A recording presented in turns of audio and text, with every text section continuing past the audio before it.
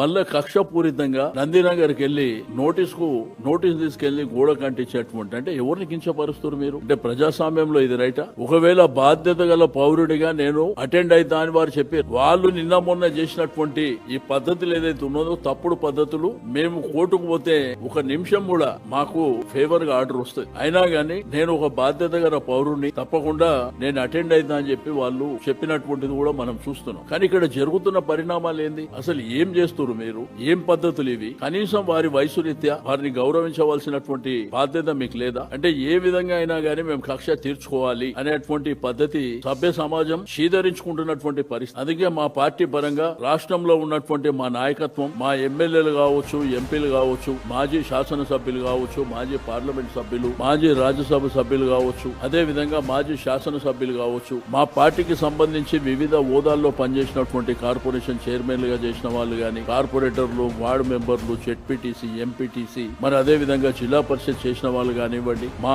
గులాబీ సైన్యానికి, వారితో పాటు ఈ రాష్ట్రంలో ఉన్నటువంటి మేధావి వర్గానికి, అడ్వకేట్లకు కానివ్వండి, డాక్టర్లకు కానివ్వండి, ఇంటలెక్చువల్స్, విద్యార్థులు, మహిళలు అందరికి రిక్వెస్ట్ చేస్తాను, రేపు పెద్ద ఎత్తున నిరసన చెప్పాలని చెప్పి నేను ఈ సందర్భంగా తెలియజేస్తా ఉన్నాను. అది కూడా ఒక శాంతియుతమైనటువంటి నిరసన. మీకు గ్రామ శాఖలో కానివ్వండి, జిల్లా హెడ్ క్వార్టర్ కానివ్వండి, నియోజకవర్గ హెడ్ క్వార్టర్ కానివ్వండి, నియోజకవర్గంలో ఉన్నటువంటి మున్సిపాలిటీ హెడ్ క్వార్టర్ కానివ్వండి, అన్ని దగ్గర కూడా పెద్ద ఎత్తున రేపు రాస్తారోకో, ధర్నాల కార్యక్రమాలు చేయండి. శాంతియుతమైనటువంటి వాతావరణంలోనే చేయండి. ఈ ప్రభుత్వం చాలా రోజులు ఉండే పరిస్థితుల్లో లేదు.